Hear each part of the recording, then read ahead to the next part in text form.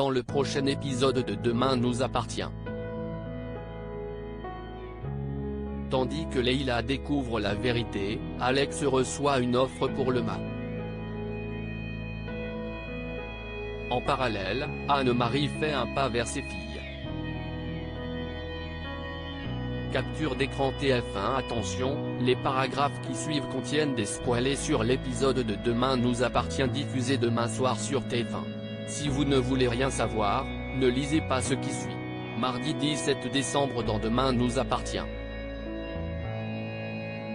Leila découvre la vérité. Lila profite du changement de pansement de Sofia pour lui prendre une mèche de cheveux qui servira à effectuer un test ADN. Sa collègue Florence la prévient que c'est illégal, mais comme elle se sent redevable envers Leila qui s'est occupée de sa mère malade, elle consent finalement à faire les analyses.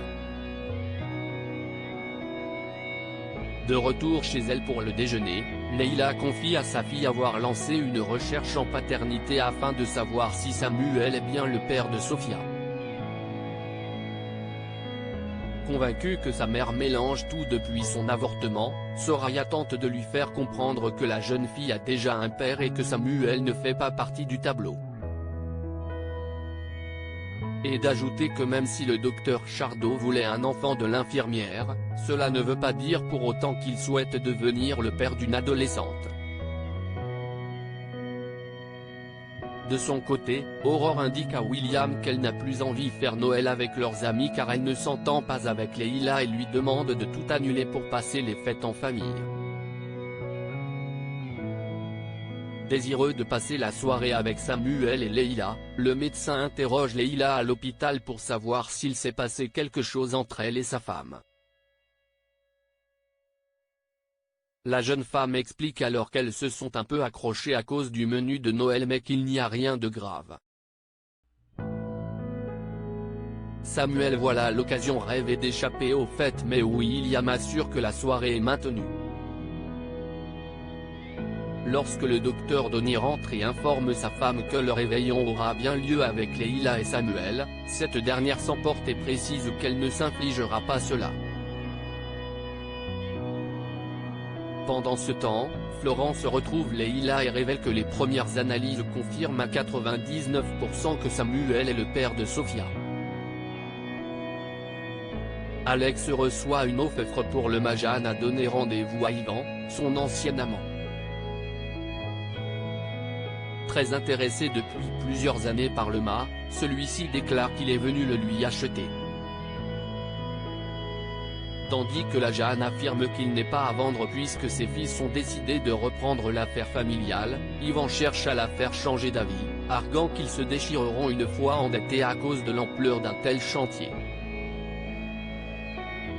La vieille dame, qui ne veut pas entendre un mot de plus, lui dit de faire une offre en promettant d'y réfléchir.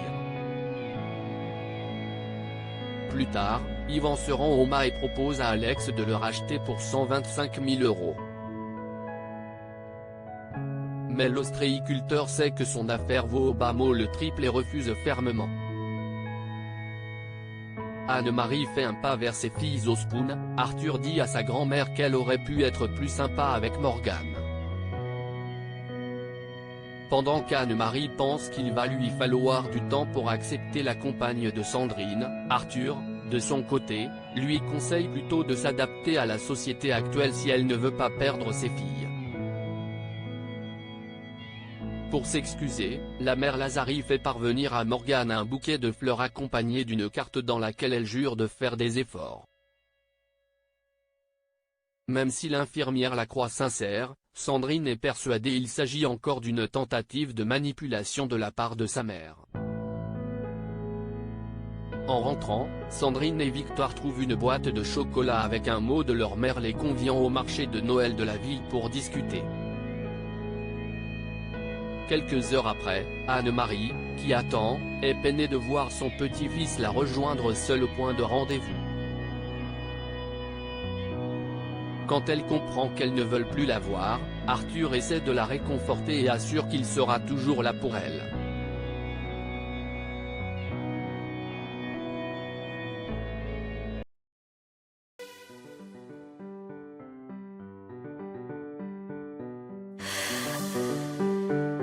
The